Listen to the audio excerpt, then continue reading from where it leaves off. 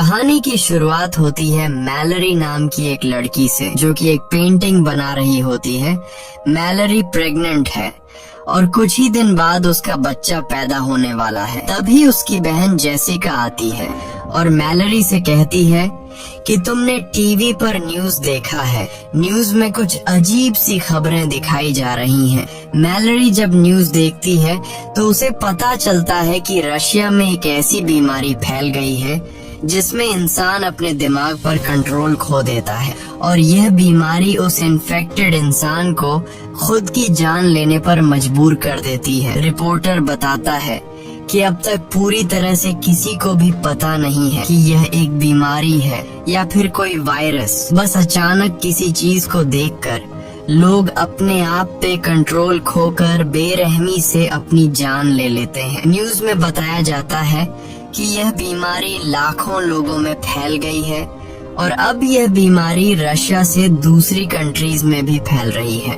लेकिन मैलरी इस न्यूज को इग्नोर करके जेसिका के साथ अपनी प्रेगनेंसी चेकअप के लिए हॉस्पिटल चली जाती है। वहाँ डॉक्टर उसे खुशखबरी देती है कि बच्चा बिल्कुल ठीक है और जल्द ही वो माँ बनने वाली है। ये सुनकर मैलरी खुश हो जाती है और वापस घर लौटने लगती है। लेकिन हॉस्पिटल से निकलते वक्त मैलरी की नजर एक लड़की पर पड़ती है जो अपने सिर को जोर जोर से सामने के शीशे से मार रही होती है। ये देखकर मैलरी घबरा जाती है और जल्दी जाकर जेसिका के साथ कार में बैठ जाती है। मैलरी जेसिका से कहती है कि जल्दी चलो, मुझे लगता है कि रशिया का वो खतरनाक वायरस यहाँ भी पहुँच चुका है। बाहर सड़कों पर लोगों में हलचल मच चुकी थी और लोग खुद को मारने लगे थे। जेसिका जल्दी से गाड़ी स्टार्ट करके तेजी से घर की तरफ गाड़ी को भगाती है, लेकिन अब हालात और बिगड़ते जा रहे थे। सड़क पर बहुत सारे एक्सीडेंट होने लगते हैं। ये देखकर मैलरी बहुत ज्यादा डर जाती है और तभी ड्राइव करते हुए जेसिका कुछ ऐसा देख लेती है जिससे उसकी आंखों का कलर चेंज हो जाता है। अब जेसिका अपने आप पर कंट्रोल खोकर कार की स्पीड बढ़ा देती है और सामने से आने वाली गाड़ियों से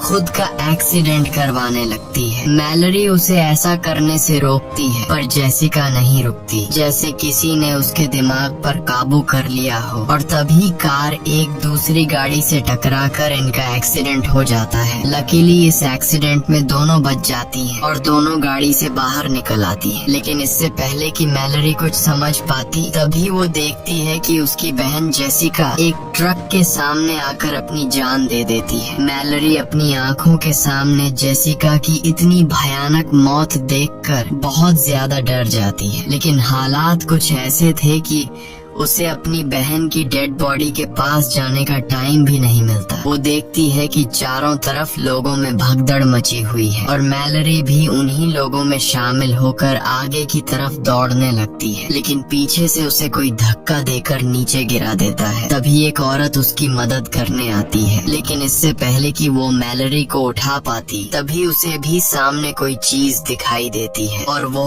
औरत भी जेसिका की तरह एक जलती हुई कार में बैठकर अपनी जान दे देती है। इसी बीच टॉम नाम का एक बंदा आता है। वो मैलरी को उठाकर पास के घर के अंदर ले आता है। इस घर में पहले से कुछ लोग मौजूद होते हैं और ये लोग भी अचानक से ये सब देखकर बहुत ज्यादा डरे हुए होते हैं। घर के अंदर मौजूद सभी लोग एक दूसरे से पूछते हैं कि आखिर क्या हो रहा है, पर किसी को कुछ पता नहीं होता। इसलिए ये लोग टीवी ऑन करते हैं। न्यूज में बताया जाता है कि बाहर कुछ ऐसी चीज मौजूद है जिसे देखते ही लोग पागल हो जाते हैं और खुद को मारने पर उतर आते हैं। रिपोर्टर बताता है कि यह वायरस पूरी दुनिया में फैल चुका है, इसलिए जो कोई भी इस वायरस से इन्फेक्टेड नहीं हुआ है उसे चाहिए कि वो अपने घर की सारी खिड़की दरवाजे बंद रखे और घर से बाहर निकलने की गलती बिल्कुल ना करे। ये लोग जल्दी से घर की सभी खिड़कियां बंद कर देते हैं और साथ ही साथ खिड़कियों के शीशे भी पेपर से ढक देते हैं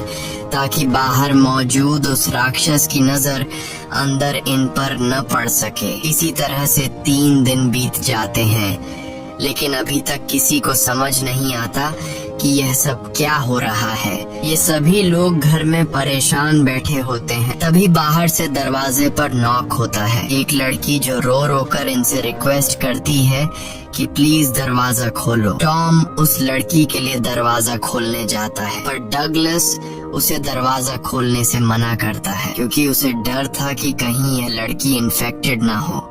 लेकिन यहाँ मैलरी डगलस पर बंदूक तान देती है और टॉम को उस लड़की के लिए दरवाजा खोलने को कहती है।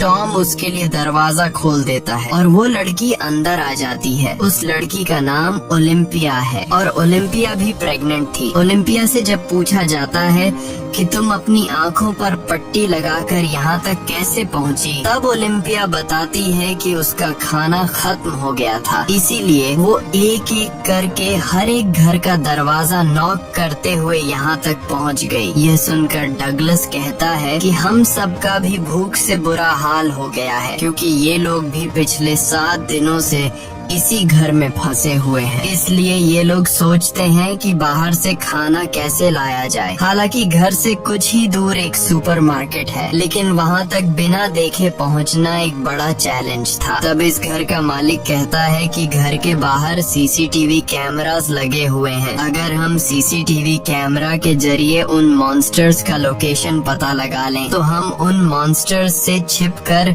सुपरमार्केट तक पहुंच सकते हैं। और घर का मालिक कहता है कि मुझे नहीं लगता कि इस मॉन्स्टर को स्क्रीन पर भी देखने से इंसान इन्फेक्टेड हो सकता है, लेकिन बाकी सब इसे ऐसा करने से मना कर देते हैं। तब घर का मालिक कहता है कि अगर हमने यह कदम नहीं उठाया तो हम सब भूख से मर जाएंगे। यह सुनकर बाकी लोगों को भी उसकी बात सही लगती है। सब लोग इसे चेयर के साथ रस्सी से बांध लेते हैं ताकि अगर वो इन्फेक्टेड भी हो जाए तो ये खुद को न मार सके, क्योंकि उस मॉन्स्टर को जो भी देख लेता वह खुद को मारने पर उतर आता। इसके बाद बाकी लोग इसे यहीं पर छोड़कर दूसरे रूम में चले जाते हैं और ये बंदा स्क्रीन की तरफ देखने लगता है। कुछ देर बाद स्क्रीन पर हमें एक हवा का झोंका नजर आता है और हम देखते हैं कि उसके चेहरे के एक्सप्रेशंस बदलने लगते हैं। देखते ही देखते उसकी आंखों का कलर चेंज हो जाता है। कुछ देर बाद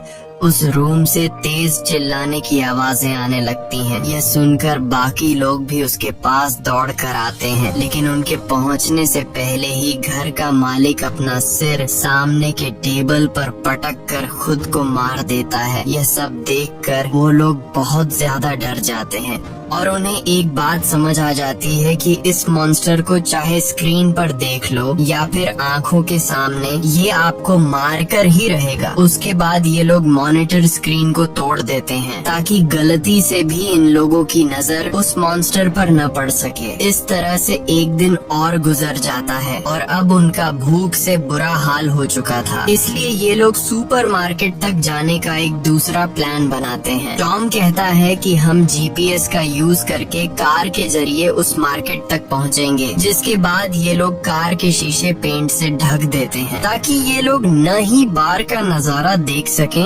और न ही बाहर से कोई उन्हें अंदर देख सके। जिसके बाद 5 लोग जीपीएस की मदद से गाड़ी लेकर बाहर निकलते हैं और धीरे धीरे बिना आगे की सड़क नजर आए जीपीएस की मदद से आगे बढ़ते हैं। यहाँ हम देखते हैं कि पूरा शहर वीरान हो चुका है। चारों तरफ सड़क लाशों से भरी पड़ी है। कुछ दूर आगे जाने के बाद कार तेजी से वाइब्रेट करने लगती है। कार के सेंसर से पता चलता है कि कार को चारों तरफ से उन मॉन्स्टर्स ने घेर लिया है, लेकिन टॉम हार नहीं मानता और गाड़ी को आगे बढ़ाता है और जैसे तैसे करके ये लोग स्टोर तक पहुँच जाते हैं, जहाँ पर ये लोग अपनी आँखों पर पट्टी बांध कर कार से उतरते हैं और स्टोर के अंदर पहुंच जाते हैं। अंदर आकर ये लोग सबसे पहले खिड़की दरवाजे बंद करते हैं और फिर ये लोग अपनी आंखों से पट्टियां उतार देते हैं। स्टोर में खाने पीने और जरूरत की तमाम चीजें मौजूद थीं, जिसे देखकर वे सभी बहुत खुश होते हैं और हर एक बंदा जितना हो सके उतना राशन इकट्ठा कर लेता है। यहाँ हम मैलरी और टॉम को देखते हैं जो एक दूसरे से बातें कर रहे होते हैं। टॉम एक अच्छा इंसान था और टॉम ने मैलरी की जान भी बचाई थी। उनकी बातों से हमें पता चलता है कि ये एक दूसरे को पसंद करने लगे हैं। इसके बाद ये दोनों भी खुद के लिए जरूरत की चीजें ढूंढने लगते हैं। मैलरी को एक पिंजरे में 3 बर्ड्स मिलते हैं जिन्हें वह अपने साथ रख लेती है और तभी स्टोर का दरवाजा कोई नॉक करता है, लेकिन ये लोग डर के मारे उस आदमी के लिए दरवाजा नहीं खोलते। तब वह आदमी रो रो कर रिक्वेस्ट करता है कि प्लीज दरवाजा खोल दो। अब इन लोगों को उस आदमी पर तरस भी आता है और उन्हें डर भी था कि कहीं यह आदमी इन्फेक्टेड ना हो, इसलिए ये लोग पहले से उस आदमी के लिए दरवाजे पर तैयार खड़े हो जाते हैं ताकि उन्हें अगर उस आदमी पर जरा सा भी शक हो कि यह इन्फेक्टेड है तो उसे मार देंगे। ये लोग जैसे ही उसके लिए दरवाजा खोलते हैं वह आदमी जबरदस्ती घुसने लगता है और कहता है कि ये मॉन्स्टर्स बहुत ही खूबसूरत हैं, तुम सभी को इसे देखना चाहिए। यह सुनकर ये लोग समझ जाते हैं कि यह आदमी भी इन्फेक्टेड है। अब उनके पास उस आदमी को बाहर निकालने का कोई रास्ता नहीं था, इसलिए चार्ली सबको बचाने के लिए उस आदमी को जोर से धक्का देकर बाहर धकेल देता है और खुद भी उसके साथ बाहर चला जाता है। बाहर वह बंदा चार्ली को बुरी तरह से मार देता है और चार्ली ने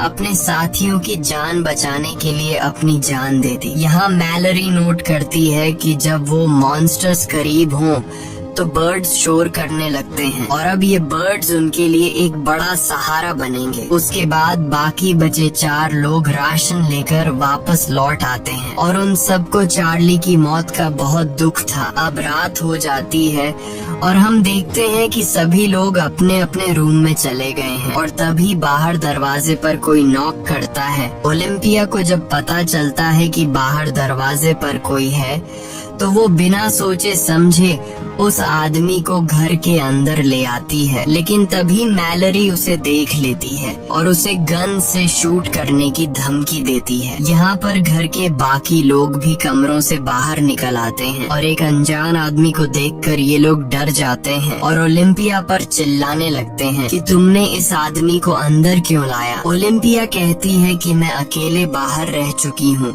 मुझे पता है कि अकेले बाहर रहना कितना मुश्किल है, इसीलिए मुझे इस आदमी पर तरस आकर मैंने उसे अंदर लाया। और यहाँ ये आदमी जिसका नाम गैरी है वो बताता है कि प्लीज मुझे घर से बाहर मत निकालो। वो कहता है कि मेरे घर में कुछ साइको लोग घुस आए थे जिन्होंने मेरे दोस्तों की आंखें जबरदस्ती खोल दी और उन्हें उस शैतान को दिखा दिया जिसे देखते ही मेरे सारे दोस्तों ने सुसाइड कर लिया, पर मैं किसी तरह बचकर भागते भागते यहाँ तक पहुँच गया। यहाँ हमें पता चलता है कि जो कोई भी उस शैतान को देख लेता है तो वो शैतान उस इंसान को कुछ ऐसा दिखाता है जिससे वो बहुत ज्यादा डर जाता है। यानी यह शैतान उस इंसान को उसकी जिंदगी का सबसे बड़ा दुख या फिर नुकसान दिखाता है।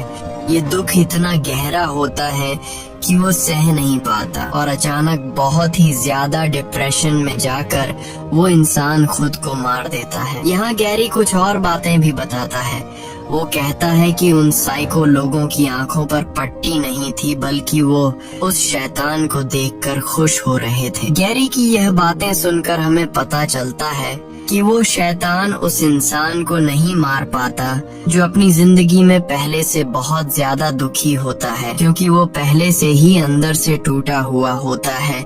इसलिए वो इंसान जो पहले से अपनी जिंदगी डिप्रेशन में गुजार रहा हो उस पर शैतान की इस चाल का ज्यादा असर नहीं होता, बल्कि शैतान उसे अपना गुलाम बना लेता है ताकि इंसान के रूप में रहते हुए ये लोग और इंसानों का शिकार कर सकें। अब क्या गैरी भी उस शैतान का एक पपेट है या फिर इन्हीं की तरह एक आम इंसान, ये तो हमें आगे पता चलेगा। यहाँ सब लोग गैरी को घर में रहने की इजाजत दे देते हैं, लेकिन डगलस को गैरी पर बिल्कुल भरोसा नहीं होता और वो गुस्से में गन लेकर उसे बाहर निकलने की धमकी देता है। और तभी पीछे से शर्ला आकर डगलस को सर पर किसी चीज से मारकर बेहोश कर देती है और सब मिलकर डगलस को दूसरे कमरे में बंद कर देते हैं और गैरी सबका शुक्रिया अदा करता है। उसके बाद अगले दिन अचानक मैलरी और ओलिम्पिया दोनों को एक साथ लेबर पेन्स शुरू हो जाते हैं। टॉम और शर्ला उनकी मदद करते हुए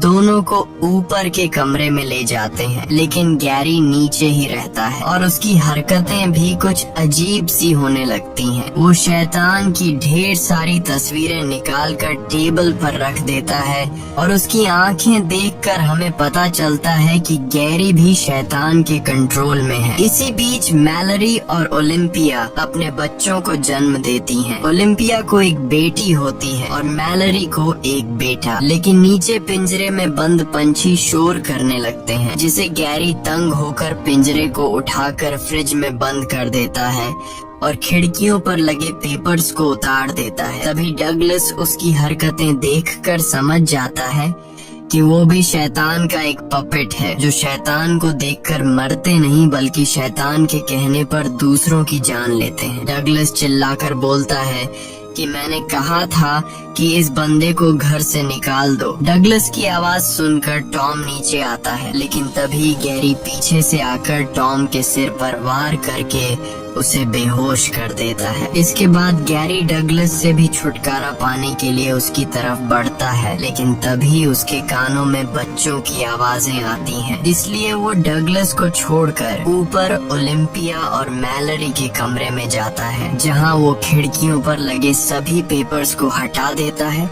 और जैसे ही ओलिम्पिया बाहर देखती है, वो शैतान के वश में आ जाती है। अब मैलरी को समझ आ जाता है कि ओलिम्पिया अब किसी तरह से खुद को मार कर ही रहेगी, इसलिए वो ओलिम्पिया से उसकी बेटी छीन लेती है और तभी ओलिम्पिया खिड़की से कूदकर अपनी जान दे देती है। उसके बाद गैरी शर्ला को पकड़कर जबरदस्ती उसकी आंखें खोल देता है और वो भी इन्फेक्टेड होकर खुद को खत्म कर लेती है। अब गैरी मैलरी की तरफ बढ़ता है, पर उसने चादर से अपने साथ दोनों बच्चों को छिपा रखा होता है, इसलिए अभी तक वो ठीक रहती है। पर गैरी उसे चादर छीनकर बाहर देखने के लिए उकसाने लगता है, लेकिन तभी वहाँ डगलस बंदूक लेकर पहुँचता है और अपनी आंखें बंद करके गैरी को शूट करने की कोशिश करता है। पर गैरी को पता होता है कि डगलस को नजर नहीं आ रहा, इसलिए वो मौके का फायदा उठाते हुए दौड़कर डगलस को अपने साथ ऊपर के फ्लोर से नीचे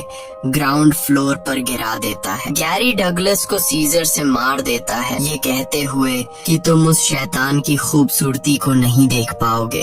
इसी बीच टॉम को होश आता है और किसी तरह शॉट गन उठाकर गैरी को मारकर खत्म कर देता है। उसके बाद टॉम ऊपर जाकर मैलरी और बच्चों को शांत करता है। अब सिर्फ टॉम, मैलरी और 2 बच्चे जिंदा बचे थे। इसके बाद 5 साल के बाद का सीन दिखाया जाता है, जहां मैलरी और टॉम अब रिलेशनशिप में हैं और बच्चे भी बड़े हो चुके हैं, लेकिन खतरा अभी तक टला नहीं। बाहर अभी भी शैतान के कंट्रोल में लोग घूम रहे थे और वो नॉर्मल इंसानों को पकड़कर मार डालते थे। ये लोग पिछले 5 सालों से इसी तरह से चुपचाप जिंदगी गुजार रहे हैं। मैलरी ने बच्चों को इस मुश्किल स्थिति में सरवाइव करने के सभी तरीके सिखा दिए थे। यहाँ आप लोगों को भी पता चल चुका होगा कि जो लड़का है वो मैलरी का अपना बेटा है, लेकिन ये लड़की मैलरी की बेटी नहीं, बल्कि ये लड़की ओलिम्पिया की बेटी है, जो मरने से पहले ओलिम्पिया ने मैलरी के हवाले कर दी थी। एक दिन रेडियो से आवाज आती है, जिसमें रिक नाम का एक आदमी बताता है कि हम जहाँ पर हैं, ये जगह पूरी तरह से सेफ है। यहाँ पर हमारी एक कॉलोनी है। इस कॉलोनी में खाने पीने और जरूरत की तमाम फैसिलिटीज मौजूद हैं। वो आदमी बताता है कि अगर तुम लोग यहाँ आना चाहते हो तो नदी के बहाव के साथ आओ। जब नदी का बहाव सबसे तेज होगा तो वहीं पास के जंगल के बीच हमारी कॉलोनी मिल जाएगी। वहाँ बहुत सारे बर्ड्स हैं जिनकी आवाज सुनकर तुम हमें ढूंढ सकते हो। और हाँ, नदी के बहाव के साथ यहाँ आने में तुम्हें 2 दिन लगेंगे। टॉम उस आदमी पर भरोसा करके वहाँ जाना चाहता था, पर मैलरी वहाँ जाने से मना करती है। वो कहती है शायद ऐसा भी हो सकता है कि वो इंसान इन्फेक्टेड हो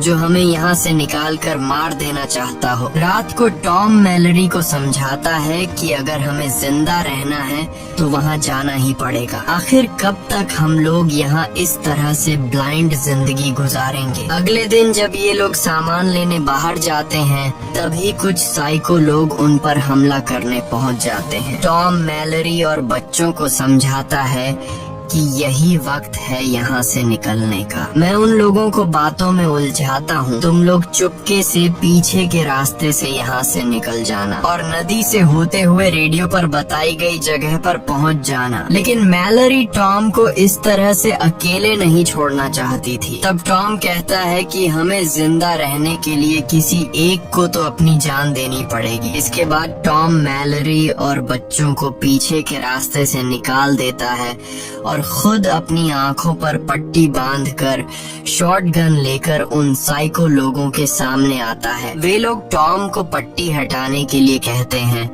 लेकिन टॉम उन्हें बातों में उलझाने की कोशिश करता है ताकि मैलरी बच्चों को लेकर यहाँ से निकल सके। पर तभी वे लोग मैलरी को जाते हुए देख लेते हैं। अब इससे पहले कि वे लोग मैलरी को पकड़ने के लिए उसके पीछे जाते, तभी टॉम गोलियां चलाकर 2 लोगों को मार देता है। इस दौरान वो खुद भी घायल हो जाता है और अब बिना देखे बाकियों को खत्म करना उसके लिए मुश्किल हो रहा था। इसलिए वो अपनी आंखों से पट्टी हटा देता है और वहाँ पर मौजूद 2 और लोगों को भी मार देता है। अब सिर्फ एक ही साइको इंसान बचता है और जब टॉम उस आखिरी बचे हुए साइको इंसान को मारने जाता है, तभी वो शैतान भी वहाँ पर पहुँच जाता है और वो शैतान टॉम को अपने वश में करने लगता है। लेकिन पूरी तरह से वश में आने से पहले टॉम उस आखिरी बचे आदमी को भी मार देता है और फिर उसी गन से खुद भी अपनी जान ले लेता है। वहीं मैलरी गोली की आवाज सुनकर समझ जाती है कि टॉम अब मर चुका है। वो बहुत ज्यादा रोती है क्योंकि इस मुश्किल वक्त में टॉम ही उसका सहारा था। जिसके बाद वो रेडियो पर बताए हुए ठिकाने पर जाने की तैयारी करने लगती है। वो बच्चों को समझाती है कि यह सफर बहुत मुश्किल होगा, लेकिन हमें जिंदा रहने के लिए वहाँ पर जाना ही होगा। और एक बात ध्यान से सुनो, चाहे जो भी हो जाए, तुम दोनों को अपनी आंखों से पट्टी नहीं उतारनी है, वरना तुम दोनों मारे जाओगे। इसके बाद मैलरी खुद के और अपने बच्चों की आंखों पर पट्टी बांधकर नदी की तरफ निकल पड़ती है और रस्सी का सहारा लेते हुए नदी तक पहुंच जाती है, जहां ये लोग एक बोट में बैठकर नदी के बहाव के साथ आगे बढ़ने लगते हैं। मैलरी अपने साथ पिंजरे में बंद उन बर्ड्स को भी रखती है। कुछ घंटों के सफर के बाद मैलरी रेडियो के जरिए उस कॉलोनी में रहने वाले लोगों से कांटेक्ट करती है जहां वो जा रही है। लेकिन तभी पिंजरे में बंद परिंदे शोर करने लगते हैं और उसी वक्त एक डरावनी आवाज मैलरी को बार बार पुकारने लगती है, पर वो सब कुछ इग्नोर करके आगे बढ़ना जारी रखती है। कुछ ही दूर जाने के बाद वो आवाज उसके और करीब होने लगती है। अब हम देखते हैं कि एक आदमी मैलरी के काफी करीब आकर उससे कहता है कि तुम अपनी आंखों से पट्टी निकाल दो, तुम यहाँ पर सेफ हो और मेरे पास खाना भी है। लेकिन मैलरी बच्चों को चादर से छिपाकर गन से चारों तरफ शूट करने लगती है, जिससे वो आदमी समझ जाता है कि मैलरी अपनी आंखों से पट्टी नहीं हटाएगी। इसलिए वो आदमी बोट के पास आकर मैलरी पर हमला कर देता है और जबरदस्ती मैलरी की आंखों से पट्टी हटाने की कोशिश करता है। और यह आदमी भी गैरी की तरह मैलरी से कहता है कि तुम्हें अपनी आंखों से पट्टी हटाकर उस शैतान को देखना चाहिए, वो बहुत ज्यादा खूबसूरत है। लेकिन मैलरी खुद को बचाने के लिए एक हथियार से उस पर हमला कर देती है और उसे मारकर वहां से बच निकलती है। इस तरह से सफर करते हुए मैलरी और बच्चों को 24 घंटे गुजर चुके थे और ये लोग बहुत ज्यादा थक जाते हैं। तभी अचानक बोट एक ट्रक से टकराती है, जिससे उसका बेटा और खाने पीने का सामान पानी में गिर जाता है। अब मैलरी अपने बेटे को तो पानी में डूबने से बचा लेती है, लेकिन इनके पास जो खाने पीने की चीजें थीं वो नदी में बह जाती हैं। ये देखकर मैलरी बहुत ज्यादा परेशान हो जाती है, क्योंकि अगर उन्हें खाने पीने की चीजें नहीं मिली तो वो भूख से मर जाएंगे। इसलिए मैलरी खाना ढूंढने के लिए बोट को नदी के किनारे लगाती है और बच्चों से कहती है, चाहे कुछ भी हो जाए तुम दोनों बोट पर ही रहना और अपनी आंखों से पट्टी बिल्कुल भी मत निकालना। इसके बाद वो बोट से एक रस्सी बांधकर खाने पीने की चीजें ढूंढते हुए जंगल के बीच एक घर में पहुंचती है और वहाँ उसे कुछ खाने पीने की चीजें मिल भी जाती हैं। लेकिन सामान लेकर जब वो वापस लौटने वाली होती है तभी वो शैतान उसके पीछे पड़ जाते हैं और मैलरी को इंसानों की आवाज में बुलाने लगते हैं। मैलरी गोलियां चलाते हुए तेजी से वहाँ से भागती है। गोलियों की आवाज सुनकर ओलिम्पिया की बेटी खुद को रस्सी से बांधकर बोट से उतरती है और मैलरी को ढूंढने के चक्कर में सीधे उस शैतान के पास चली जाती है। लेकिन तभी मैलरी उसे खींचकर वापस ले आती है और गुस्से में उसे डांटती है कि मैंने तुमसे कहा भी था कि बोट से मत उतरना। इसके बाद ये तीनों फिर से अपना सफर जारी रखते हैं और अब मैलरी और बच्चे 42 घंटे से लगातार सफर पर हैं। मैलरी बच्चों को समझाती है कि अब नदी में एक ढलान आने वाला है जिससे पानी का बहाव बहुत तेज हो जाएगा, इसलिए बोट को मजबूती से पकड़ कर रखना। थोड़ी ही दूर आगे जाने के बाद नदी का बहाव तेज होने लगता है। ये लोग मजबूती से बोट को कसकर पकड़ लेते हैं, लेकिन यह रास्ता बहुत ही ज्यादा खतरनाक था। तभी अचानक उनकी बोट पलट जाती है और तीनों पानी में गिर जाते हैं और ये तीनों पानी में बहते रहते हैं। अब मैलरी अपने बेटे को तो पानी में पकड़ लेती है, लेकिन ओलिम्पिया की बेटी को जमीन मिल जाती है और वो मैलरी को पुकारने लगती है। लड़की की आवाज सुनकर मैलरी उसे भी ढूंढ लेती है। इस तरह से उन्होंने अपने सफर का सबसे मुश्किल रास्ता तय कर लिया था और अब उनकी मंजिल काफी करीब थी। ये लोग जंगल में आगे बढ़ते हैं और तभी उन्हें परिंदों की आवाज भी सुनाई देती है, जिस तरह से उन्हें रेडियो में कहा गया था। ये लोग परिंदों की आवाज का पीछा करते हुए उसी डायरेक्शन में जाते हैं, लेकिन तभी वो शैतान भी वहाँ पहुँच जाता है और उनका पीछा करने लगता है। वो शैतान उन्हें अपनी आंखों से पट्टी हटाने के लिए बहकाने की कोशिश करता है, लेकिन मैलरी बच्चों से कहती है कि आवाज पर ध्यान मत दो और आगे बढ़ते रहो। आगे बढ़ते दौरान अचानक मैलरी नीचे गड्ढे में गिर जाती है और बेहोश हो जाती है। बच्चे भी परेशान हो जाते हैं कि मैलरी कहाँ गई। वे लोग मैलरी को यहाँ वहाँ ढूंढने लगते हैं और मौके का फायदा उठाते हुए वो शैतान मैलरी की आवाज में बच्चों से पट्टी उतारने को कहता है। ना समझ बच्चे शैतान को मैलरी समझकर अपनी आंखों से पट्टी उतारने लगते हैं, पर तभी सही समय पर मैलरी होश में आ जाती है और जोर से चिल्लाकर बच्चों को पट्टी उतारने से रोक लेती है और उनकी आवाज को फॉलो करते हुए बच्चों के पास आ जाती है। इसके बाद मैलरी उन्हें लेकर बर्ड्स की आवाज सुनते हुए भागना शुरू करती है, क्योंकि इस बीच वो शैतान बिल्कुल उनके पीछे पड़ा हुआ था और हर एक संभव कोशिश करके इन लोगों को कॉलोनी में एंटर होने से रोकने की कोशिश कर रहा था। पर ये लोग शैतान को इग्नोर करके फाइनली उस जगह तक पहुंच जाते हैं और मैलरी जल्दी दरवाजा खोलने के लिए इन लोगों से रिक्वेस्ट करती है। वो लोग उन्हें अंदर ले आते हैं और सबसे पहले उनकी आंखें चेक करके कंफर्म किया जाता है कि वो इन्फेक्टेड हैं या नहीं। जब उन्हें पता चलता है कि ये तीनों इन्फेक्टेड नहीं हैं, तो वो लोग उन तीनों को कॉलोनी के अंदर ले आते हैं। मैलरी अपनी पट्टी हटाकर देखती है